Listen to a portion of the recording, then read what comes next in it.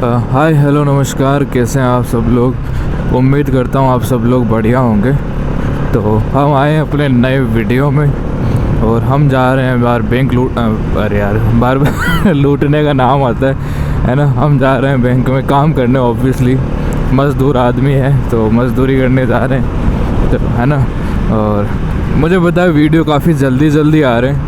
देखो मैं क्वालिटी से तो देखो कॉम्प्रोमाइज़ नहीं करना चाहता कि वीडियो की क्वालिटी बनी रहे। इसका मेन देखो पर्पज़ है ना, वो है कि आपकी ज़िंदगी में कुछ ना कुछ वैल्यू एडिशन में कर पाऊँ। आप कुछ ना कुछ ऐसा सीख के ही जाओ, बिना सीखे नहीं जाओ, है ना। और मैं भी आपसे कुछ सीखूँ, आप कमेंट में मुझे बताइएगा। और अगर किसी टॉपिक के बारे में अपन को डिटेल पे चर्चा करनी हो तो वो आप मेरे को टॉपिक जो है कमेंट में बताइएगा। हम जो है इस बारे में चर्चा करेंगे। मैं अपने विचार रखूँगा, आप अपने विचार रखिएगा। ये अपना जो है मेन जो है उसका मोटिव होने वाला हो, ये चीज़ है। तो वीडियो देखो यार जल्दी।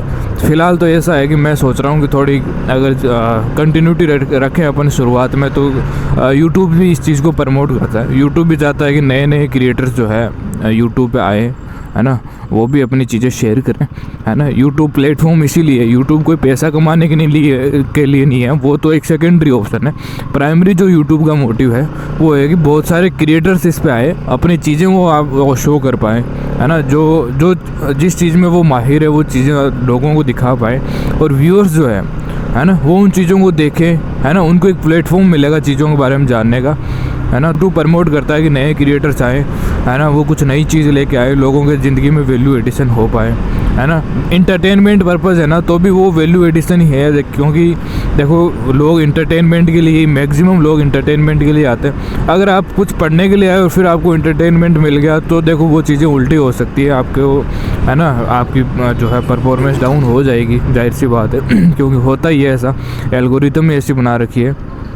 जैसे इंस्टाग्राम वगैरह आपने देखा होगा, रील्स वगैरह, आपने कोई रील एक बार भी देख ली ना, ऐसी जो आप नहीं देखना चाह रहे हो, और एक भी देख ली तो आपको गारंटीड बात है तीसरी या चौथी रील में वापस उससे रिलेटेड कुछ ना कुछ आ ही जाएगा, है ना। तो अब देखो यार ये चीज़ें ना सोच समझ के डिज़ाइन करी जाती है ताकि जो व्यूअर्स है ना, तो वो टिके रहें, अपन उनका प्लेटफॉर्म यूज़ करते रहें, उनके रीच बढ़ती रहे। तो उसका तो अपन कुछ नहीं कर सकते। लेकिन देखो यूट्यूब पे अगर आप भी कंटेंट देखते हो तो थोड़ा सोच समझ के फ़िल्टरिंग करो। आप हर कोई वीडियो मत देखो, है ना। जो आपको लगता है कि हाँ सही है, आप देखो इंटरटेनमेंट के लिए आए हो ना, फिर देखो, फिर आप इंटरटेनमेंट पर्पज़ के लिए आए हो तो आप इंटरटेनमेंट ढूंढ सकते हो, कोई दिक्कत नहीं है। लेकिन आए हो आप काम से, फिर इंटरटेनमेंट करने लगे ना, तो वो फिर देखो डिस्ट्रैक्ट तो कहीं ना कहीं ये चीज़ें करती है ना। अब और देखो अब फिर यूट्यूब को नहीं पता ना कि भाई आप पढ़ने के लिए आए थे और इंटरटेनमेंट में घुस गए। यूट्यूब को ऐसे ही लगेगा कि भाई आप तो इंटरटेनमेंट के लिए आए होंगे, तो फिर वो और ज़्यादा पुश करेगा, आप और ज़्यादा देखोगे, फिर ये गन चक्कर घूमता ही रहेगा, है ना। तो आजकल ना केयरफुल काफ़ी होना पड़ता है, ज़माना ही ऐसा है ना। लोग नए नए तरीके निकाल रहे हैं लोगों को ठगने के, बेवकूफ़ बनाने के। कंपनियां भी सब कुछ देखो, सब कुछ प्रॉफिट के लिए भाग रहे हैं। सबको प्रॉफिट चाहिए, सबको पैसे चाहिए, और इतने सारे चाहिए कि मतलब उनको खुद को नहीं पता कितने सारे चाहिए, है ना। बस चाहिए, आने दो, है ना, हमारे घर भर जाए, है ना। तो यही है अभी आर्टिफिशियल इंटेलिजेंस का ज़माना। देखो काफ़ी हद तक जो चीज़ें हैं ना वो बहुत काम की भी है। अब देखो हमें पहले अगर कुछ सर्च करना पड़ता था ना, तो अपन जाते थे गूगल पे जाते थे, फिर कुछ सर्च करते थे, और अपन ने जो सर्च करा है उसके बारे में अगर किसी बंदे ने आर्टिकल वगैरह डाला है अपनी वेबसाइट पे, तो वो गूगल उस आर्टिकल को फर्स्ट पेज पे दिखाएगा, है ना। जो सबसे बढ़िया है वो सबसे ऊपर दिखाएगा, जिसको लोग कम देखते हैं उसको नीचे दिखाएगा, है ना। तो वो गूगल भी रैंकिंग करता है। मैंने भी एक बार, मेरे भी कीड़ा घुसा था जो है उसका ब्लॉगिंग वगैरह का, वेबसाइट वगैरह। मैंने भी कोविड टाइम के अंदर वेबसाइट बनाई थी स्टडी रिलेटेड। तो मैं 11th-12th के ना नोट्स डालना शुरू करा। हालांकि मैंने एक एक चैप्टर के डाले, क्योंकि एक एक चैप्टर में भी 7-7 8-8 दिन लग गए थे मेरे को। तो उस टाइम वो मैंने इतने यूनिक और इतने डिटेल्ड लिखे थे ना कि वो बाकी सारी जो वेबसाइट्स है, बायजूस हो गया, खान एकेडमी हो गया, वेदांतु एकेडमी हो गया, इन सबसे ऊपर आता था, टॉप मोस्ट पे, मतलब सबसे ऊपर ही ऊपर जो है मेरी वेबसाइट आती थी। और वो वेबसाइट भी ऐसा, मतलब उसका जो डोमेन भी था ना, वो टॉप लेवल डोमेन नहीं था। जो टॉप लेवल डोमेन होते हैं .com .in .org, वो डोमेन भी था studyWithRajendra.xyz, है ना ऐसा, जिसपे ऐसा लग रहा है कोई फेक हो सकती है, लेकिन फेक नहीं है। फिर भी वो टॉप पे करता है, क्योंकि कंटेंट बहुत मैटर करता है। गूगल को सब पता है आप क्या कंटेंट डाल रहे हो, आप अंदर स्पैमिंग कर रहे हो या फिर एक्चुअल में जेन्युइन कंटेंट है, या फिर यूज़र्स को जो चाहिए वो इसके अंदर है कि नहीं है। गूगल पहले समझता है कि अगर उसने सिर्फ ऐसा लिखा है ना 11th क्लास नोट्स, है ना, तो वो सर्च करेगा कि इसको क्या चाहिए भाई, नोट्स की PDF चाहिए होगी या फिर कुछ नोट्स पढ़ने, वो सब कुछ एनालिसिस करके फिर आपको जो है रिजल्ट शो करेगा, है ना। तो फिर अपन को वो देखनी पड़ती थी, पहली वेबसाइट खोल के देखो, फिर उसमें एड्स आते थे, फिर दूसरी देखो उसमें एड्स आते। एड्स तो सब में आते ही हैं, जाहिर सी बात है, रेवेन्यू का तरीका यही है एड्स के थ्रू। और अब आज देखो, आज कुछ भी हो चैट GPT से पूछो आप, है ना। आप बहुत सारे AI जो है चैटबॉट आ गए, चैट GPT हो गया, DeepSeek हो गया, है ना, अपना माइक्रोसॉफ्ट का Copilot हो गया, जेमिनाई हो गया, है ना। और अभी तो वो ट्विटर का वो आया था ना XAI का, ग्रोक AI, है ना, वो हो गया। इतने सारे हो गए ना, अब कुछ भी पूछो उनके पास सब कुछ डेटा है। मतलब उनके जो मॉडल को इतने इस तरीके से ट्रेंड किया गया है कि कोई भी इंफॉर्मेशन उनसे छूटे नहीं। पुरानी जितनी भी किताबें अवेलेबल है, कितने भी नॉवेल अवेलेबल, मतलब इस दुनिया में जितनी किताबें बनी है ना, जितनी जो कुछ भी इस दुनिया में आज तक लिखा हुआ है, सब कुछ उनको है ना पढ़ा दिया गया, सब कुछ उनको ट्रेन करने के लिए काम में ले लिया गया, है ना। अब इंसानों की तो भाई कैपेसिटी होती है कि आज पढ़ा कल भूल गए मैं तो आज का कल क्या 1 घंटे में भूल जाता हूँ, भूलने की आदत ही ऐसी हो गई है। तो ये चीज़ें मशीनें हैं, ये भूलती नहीं है यार, ये चीज़ें और सीखती जाती है, अपने आप को ट्रेन करती जाती है, अपने और बेहतर बनाती जाती है ना। तो अब इतनी बेहतर है कि आप इनसे कोई भी सवाल पूछो, और किसी भी फील्ड में, आप चाहे मेडिकल फील्ड में पूछो, हैं, आप रिसर्च के फील्ड में पूछो, आप पूछ के देखो इनमें, है ना। अब जैसे अभी एलन मस्क ने क्या करा, ये जो ट्विटर का जो आया था ना ग्रोक AI, तो इसमें ट्विटर के अंदर कितनी इन्फॉर्मेशन रहती है। आज से जब से ट्विटर चल रहा है तब तक से लेके अब तक की सारी जो न्यूज़ है वो ट्विटर के अंदर है।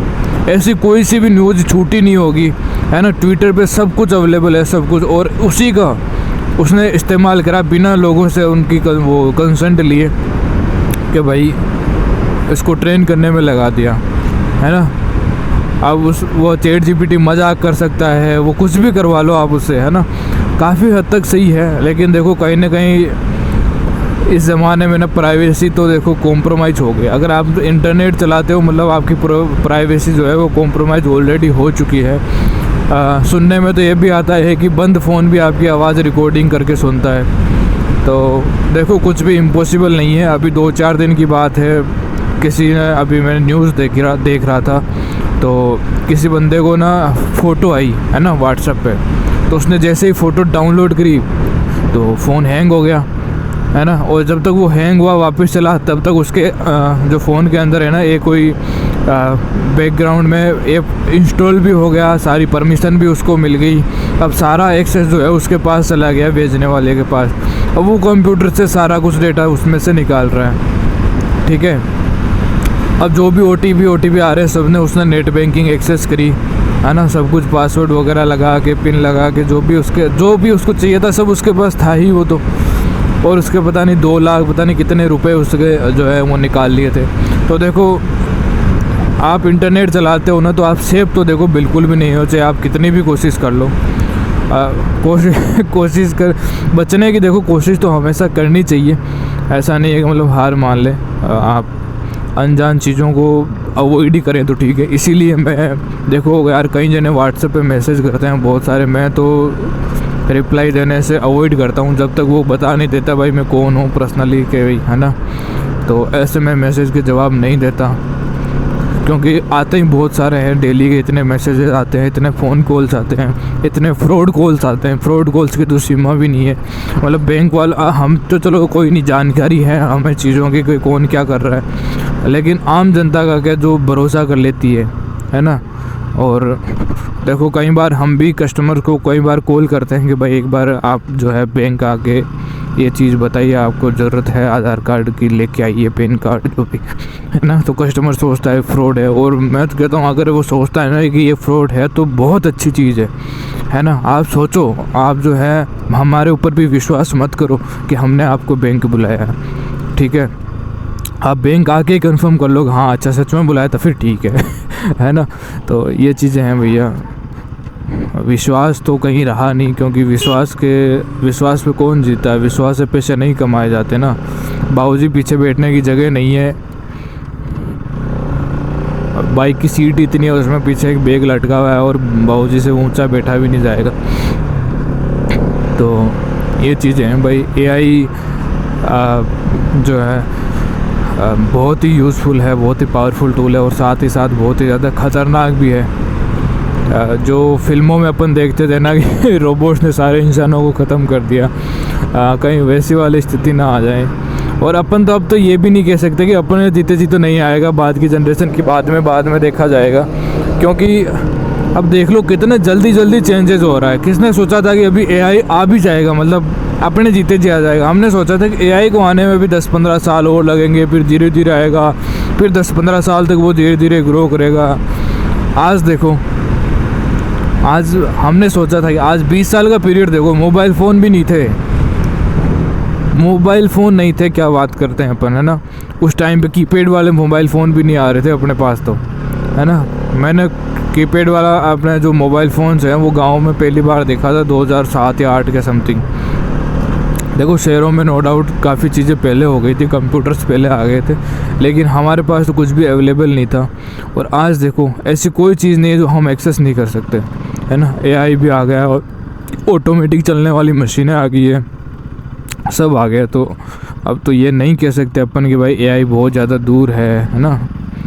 तो भाई साथ ख़तरनाक तो हो सकता है, क्या करें अब। जैसे वो नहीं आया था क्या, गिबली इमेजेस आप डालो, है ना, तो जाहिर सी बात है अपनी फ़ोटोज़ तो उसके पास जा रही है। अब देखो अपने से AI को जो भी, देखो AI को डिज़ाइन ही इस तरीके से कर रखा है ना कि वो अपने आप को खुद ट्रेन करता है, ठीक है। उसका मतलब ही यही है। आर्टिफिशियल इंटेलिजेंस क्या होती है, एक तो इंटेलिजेंस नॉर्मल, एक आर्टिफिशियल इंटेलिजेंस, है ना। तो इंटेलिजेंस का मतलब ही यही है ना कि भाई आप खुद इंटेलिजेंट हो, आप खुद सीखो, खुद सर्च करो, आप खुद समझो चीज़ों को, है ना, और अपने आप को बेहतर बनाओ। आदमी इंटेलिजेंट आदमी तो वही होता है ना। और ये जो है वो आर्टिफिशियल है ना, और आर्टिफिशियल हमसे कई गुना बेहतर है भाई। हम जो चीज़ें नहीं कर सकते वो सेकंड नहीं लगाता भाई करने में।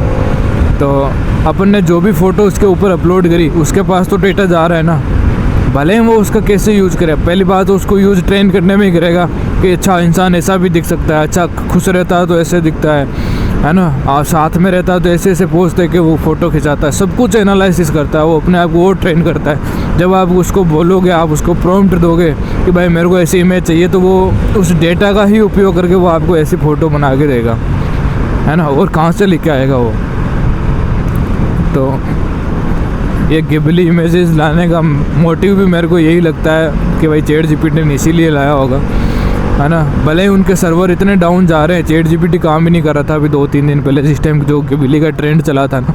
आजकल वापस कम हो गया, वापस 2-4 दिन पहले तो खूब चल रहा था, है ना।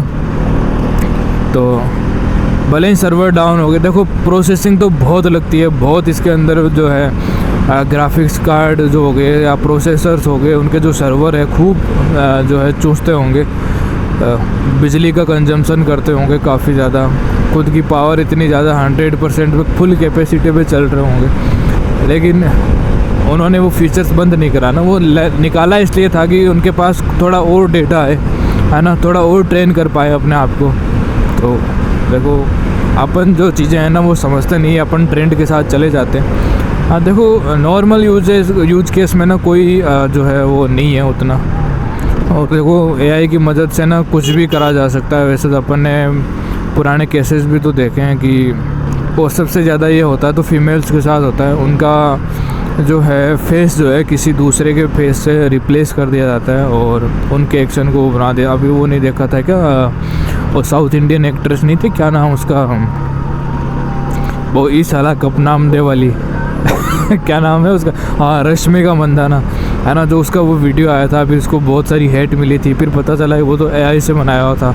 ये तब की बात है जब AI नया नया आया था, है ना। तो देखो गलत तो बहुत है, और फीमेल्स के लिए तो काफ़ी ज़्यादा कंसर्निंग चीज़ें हैं। तो अब देखो हमें ज़्यादा पता नहीं होता कि अपन मोबाइल के अंदर क्या यूज़ में ले रहे हैं, क्या चला रहे हैं, कहाँ क्लिक कर रहे हैं। देखो अगर अपन को इतना पता नहीं है तो मेरे ख्याल से अवॉइड करना चाहिए। हमें जानकारी होना चाहिए, कम से कम अपने जो डेली के काम की चीज़ें हैं ना उसके बारे में सब कुछ जानकारी होनी चाहिए। बेसिक तो कम से कम क्लियर होना ही चाहिए कि भाई ये चीज़ें काम कैसे करती है ना।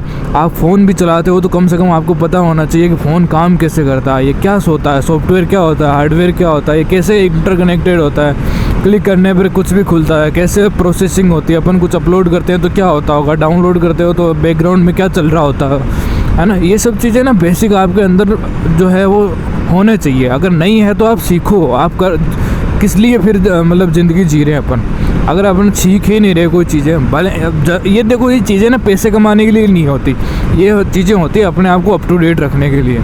आप जो है वो चीज़ों को सीखो, है ना। कि भाई आप जैसे मैं बाइक भी चला रहा हूँ तो मेरे को एटलीस्ट बेसिक नॉलेज होना चाहिए कि बाइक काम कैसे करती है, ताकि कहीं भी रास्ते में खड़ी हो जाए तो प्रॉब्लम तो पता कर सकूँ कि इस पार्ट में हो सकती है, वरना मेरे को कोई आइडिया ही नहीं है कि क्या हो गया, है ना। तो हर चीज़ के अंदर, चाहे बाइक हो, चाहे कंप्यूटर हो, फ़ोन हो, आप जो भी डे टू डे लाइफ के अंदर जो भी चीज़ें इस्तेमाल करते हो ना सबका आपको बेसिक्स पता होना चाहिए। और बेसिक पता होने का एक फ़ायदा और भी है कि आपको कोई भी ना बेवकूफ़ नहीं बना सकता, है ना। आप दुकान पे भी जाते हो, आपको अगर चीज़ों के बारे में पता है तो आपको दुकानदार बेवकूफ़ नहीं बना सकता कि ये बेटर। आप उसको बताओगे कि देखो बेटर जो भी है मेरे को ये चाहिए, ठीक है, आप अपना एडिशन करो, फिर मैं बताऊंगा कि क्या सही है क्या गलत है। अगर वो सही बताता है तो आप झट से पहचान लोगे। और दुकानदार भी बेवकूफ़ नहीं होता, उसको पता है अगर कौन सा बंदा नॉलेजेबल है या कौन सा नहीं है। अगर उसको पता है ना बंदे को सारी चीज़ें हैं पता है ना, तो वो उस तरीके से वो आपको बताएगा सब कुछ, है ना। वो कुछ भी झूठ बोलने से कतराएगा, क्योंकि फिर उसकी भी तो इमेज दांव पे लगती है कि इतनी बड़ी दुकान खोल के बेटा खुद को नहीं पता बेच क्या रहा है साला, है ना। तो ये चीज़ें हैं। तो भैया सीखना भी ज़िंदगी में बहुत ज़्यादा इम्पोर्टेंट है। और टेक्नोलॉजी की दुनिया के अंदर अगर अपन जितना जल्दी नहीं सीखेंगे तो अपन बहुत ही जल्दी आउटडेटेड भी हो सकते हैं। और आउटडेटेड होने में टाइम नहीं लगेगा, क्योंकि आज जिनको ये फ़ोन वोन की उतनी ज़्यादा नॉलेज नहीं है ना, हम उसको एक जनरेशन पीछे का ऑलरेडी बुला चुके हैं, है ना। अपन कहते हैं कि भाई ये अपनी ज़िंदगी में फिट नहीं बैठ रहा, ओल्ड जनरेशन में है। देखो फ़ोन चलाने का ये मतलब नहीं है कि आप इंस्टाग्राम आता है वो क्या बोलते हैं व्हाट्सएप फेसबुक चला के बस हो गया। मैं कहता हूँ सब कुछ पता रखो, ये चीज़ें काम कैसे करती है वो सब, और है ना। तो आज के लिए बस इतना ही, क्योंकि मैं आ चुका हूँ, अब बैंक पहुँच चुका हूँ, ये बैंक वाली गली में, और है ना। तो आज के लिए बस इतना ही, मिलते हैं नेक्स्ट वीडियो में, तब तक के लिए बाय बाय टाटा।